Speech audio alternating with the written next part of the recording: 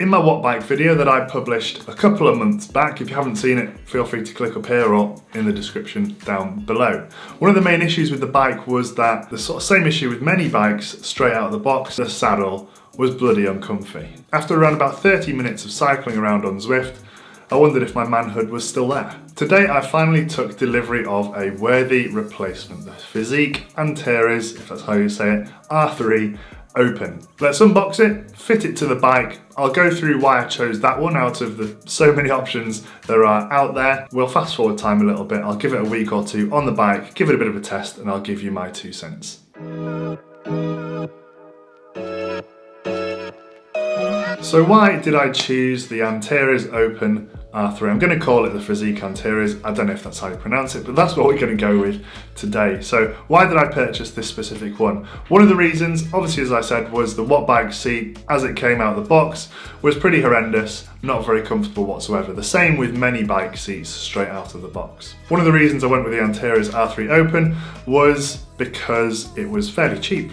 Out of the options out there, you know, bike saddles can range from 50 quid all the way up to £300 or whatever that is in dollars if you're in the US.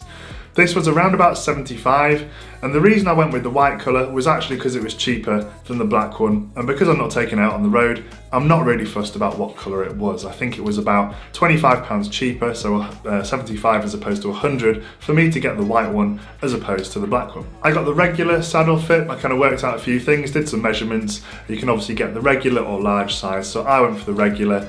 I think my bum tends to be a regular shape, but I did some measurements and that's what it came out at. I chose the open saddle because when I do lean forward on a normal saddle, things do start to get a little bit numb. So fingers crossed, the saddle on the bike now does help a little bit and help alleviate that. But of course, I will give you that information at the end of the review once I've tried it out a little bit. Another reason I chose this saddle and not a super expensive one was because weight isn't really an issue. Obviously on a watt bike, I'm cycling indoors, so therefore I don't need it to be super light. One of the things that obviously saddles do as they get more expensive is weigh less. So I wasn't really fussed about that. It was more of a kind of comfort thing. And why the Fizik Antares? Well, Fizik have a sort of, I guess, spinal fitting system. I don't know if this is all kind of coswallop or if it's actually true, but they have kind of 3 animals. I can't remember them all. There's something like the bull, the chameleon, and something else, and the snake I think it is actually. So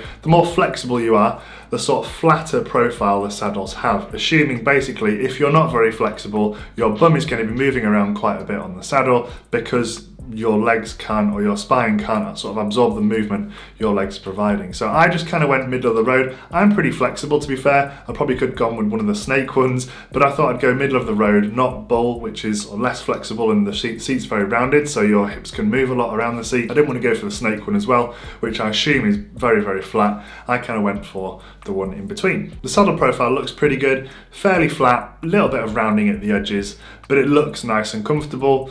And after the first ride I have already done, it does feel pretty good. But of course, as I said, later on in the video, we'll give it a full review. Underneath the saddle as well, there is Fizik's sort of built-in clip system, which is great if you're wanting to attach a saddlebag to the seat, or for example, a rear bike light as well. Obviously, because I'm cycling inside, this doesn't really bother me too much, but it is a nice feature to have if you are going to use it out on the road. One of the reasons, obviously, cycling indoors is a little bit more uncomfortable than cycling outdoors, no matter what seat or saddle you get, is that there's a lot less movement when cycling indoors. So you're getting up out of the saddle less, you're sort of shifting about in the seat less. The bike's obviously not swaying from side to side because it's sort of static unless you've got some kind of rocker.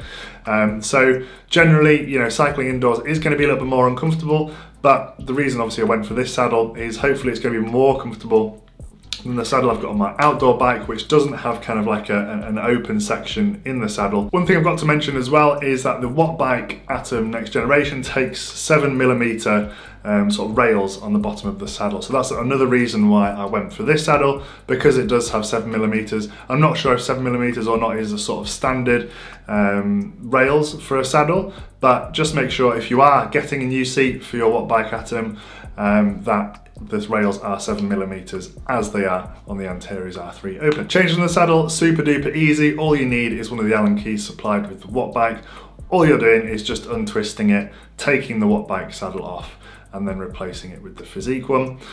And then all I was doing was just trying to get the saddle as level as possible over the sort of coming weeks or week or two as I test out the saddle. I'll kind of move it about into the position that I think is best. I'll probably keep the Allen key out just to make sure I can find a nice comfortable fit, and then once I've found it, I'll keep it there and tighten everything up as much as I possibly can. Before we get on with the video, please do let me know down in the comments, what have you done with your indoor trainer? Have you got an indoor trainer? Have you changed the saddle on it? What have you gone for? Do let me know down in the comments below. Always good to hear other people's opinions as well.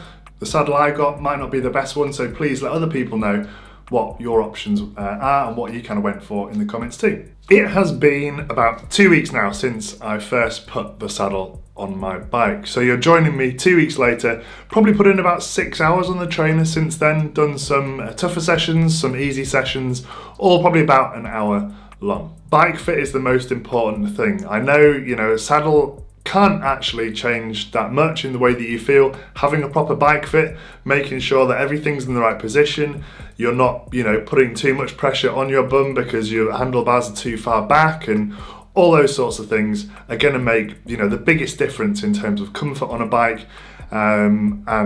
Changing the saddle is only going to do so much. First thing to note is that the saddle is quite a bit firmer. This is a fairly firm saddle, a lot firmer than the Wattbike one was anyway, and actually quite a lot firmer than the one I have on my outdoor bike currently as well. This is not necessarily a bad thing, and of the couple of reviews I read before actually purchasing the Fizik saddle was that it does take quite a few hours, quite a few rides to kind of, bed in the saddle and loosen up or soften up the foam a little bit as well. So I think the saddle will only get more comfortable as time goes on. The next thing I noticed was that the cutout in the saddle doesn't actually have that much of a difference. I think after the 6 rides I've been on, I have felt things a little bit more. So as in, there is more, how do I put this? This is gonna, how do I say it? The blood is getting to certain areas better than it was doing with the Wattbike saddle as it came. So that's a good thing, but I don't think the cutout makes a massive difference. At the end of the day, I weigh 86 kilos, sitting on the saddle, there's going to be a certain amount of pressure pushing down on the saddle, and having a little bit of a cutout in the saddle doesn't make too much of a difference when you've got, 86 kilos pushing down onto it. The saddle is great in length, so as I'm pushing, as I'm getting out of the saddle, dropping back down, doing some intervals, etc., I can kind of move up and down the saddle as I please. And I found that the further I kind of leant forward, the more comfortable it was, and the more the kind of cutout and little ridge in the middle of the saddle kind of helped with comfort. I still did find myself trying to get up out of the saddle every 10-20 minutes or so, and I think that's good practice anyway. When you're outdoors on the bike, you're getting up out of the saddle, you're moving about in the saddle a lot, you're tipping the bike from side to side, whereas when you are training indoors, it's inherently, there's inherently less movement going on. So I think it is important, and there's never going to be one saddle that's completely comfortable unless you're sitting on a cloud for some reason. And that, little movement we do have on the indoor bike is always going to have a big impact. So getting up and moving as much as possible, I think, is always something that should be done on the indoor bike, and I don't think any saddle will solve, and I don't think indoor cycling will ever be as comfortable as outdoor cycling. One, because of the movement, but two, because you don't have as much to think about. On the road, you're concentrating on where you're going, the speed, your braking, all that sort of stuff. Whereas on the indoor trainer, you're focusing on your effort, how hard it is, how hot it is, and how uncomfortable you are in general anyway. So would I recommend this saddle? I would say it's definitely better than the Wattbike saddle. I would say though, it's not going to solve all your problems, but I don't think any saddle will. It's still slightly uncomfortable, but getting up and moving around as much as possible, even on the bike indoors, is still a way to kind of alleviate that and keep things moving, keep the blood flowing, and keep nerves decompressed down below. This saddle works okay for me. It's better than the Wattbike saddle, but unfortunately, the review can only do so much. It might not work out for you. You might be shaped completely differently, and you might really struggle with it. But if you are thinking of getting this saddle, hopefully this has kind of helped a little bit.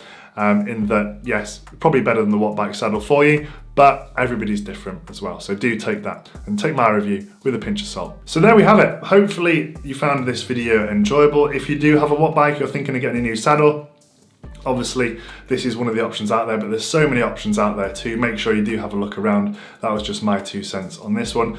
This might not be the best saddle out there for the Wattbike Atom, I don't know, this is just what I went for, and hopefully after watching this video you can see why. Don't forget to subscribe, thanks so much for watching, and I'll see you in next week's video.